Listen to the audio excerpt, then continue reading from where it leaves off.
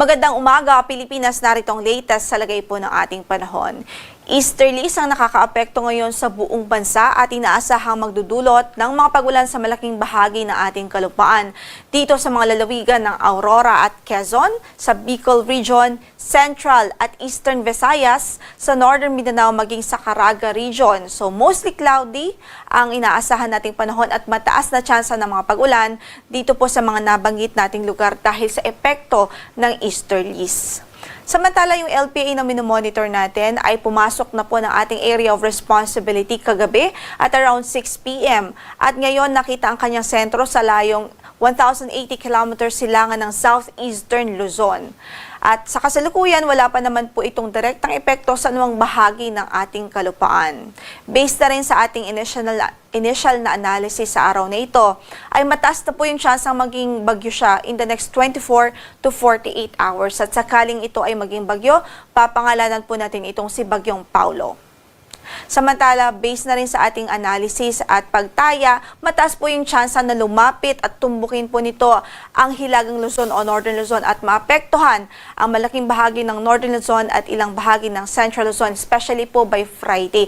Kaya't manatili po tayong nakantabay sa magiging update ng Pag-asa ukol dito sa weather disturbance dahil as soon as maging bagyo po itong weather disturbance na ito o LPA na ito ay agad-agad po tayong mag-i-issue ng Tropical Cyclone Bulletin para po sa ating guidance.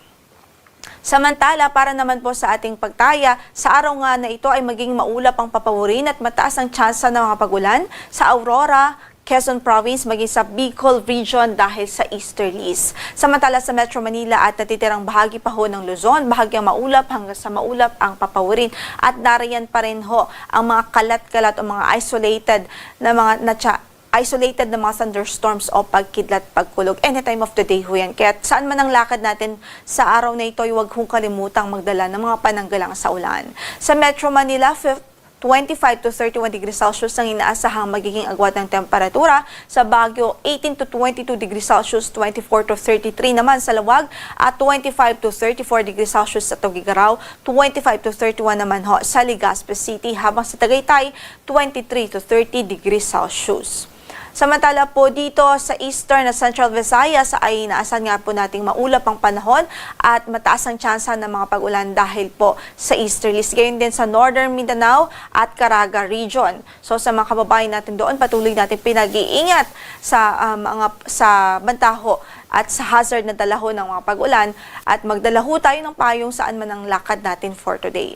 Samantala sa natitirang bahagi pa ng Visayas at natitirang bahagi pa ng Mindanao ay bahagyang maulap hanggang sa maulap ang papawirin at may tsansa po ng mga thunderstorms. Sa Tacloban, 26 to 30 degrees Celsius ang inaasahang magiging agwat ng temperatura. Sa Cebu naman ay 26 to 30 degrees Celsius, 26 to 32 degrees Celsius sa Iloilo, sa Cagayan de Oro ay 24 to 30 degrees Celsius, sa Davao 25 to 33 degrees Celsius at sa Zamboanga Peninsula 24 to 32 degrees Celsius. Sa Cebu ay 26 to 32 degrees Celsius naman. Sa Puerto Princesa, 25 to 32 degrees Celsius ang inaasahang magiging agwat ng ating temperatura in the next 24 hours. Wala po tayong gale warning na nakataas ngayon sa anumang bahagi ng ating paypaying dagat, banayad hanggang sa katamtaman ang magiging pag-alo ng ating karagatan. Gayunpaman, extra ingat po o mag-ingat pa rin ang ating mga kababayan na mangingisda, lalong-lalo na po yung mga gumagamit ng maliliit na sasakyang pandagat. Ang sunrise natin for today is 5:46 in the morning at lulubog ang araw mamaya sa ganap na alas 5:46 ng hapon. Ito po si Lori de la Cruz, Galicia. Magandang umaga po.